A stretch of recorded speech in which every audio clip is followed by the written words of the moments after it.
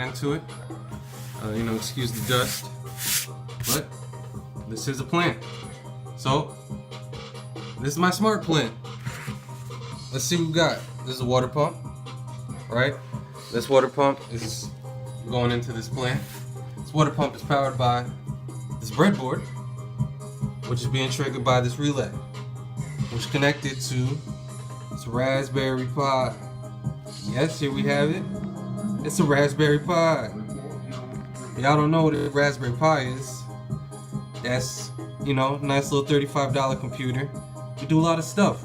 What we're having to do is send an output signal to turn on this relay and an input signal from this moisture sensor.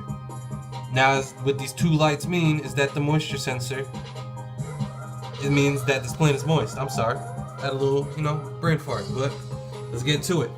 So I have this nice little web application right here that's going to give us the status and or water the plant. So let's check it right now. The plant is good, carry on. Like I said before, these two lights mean that it's cool. So let's take this out and let's see what happens.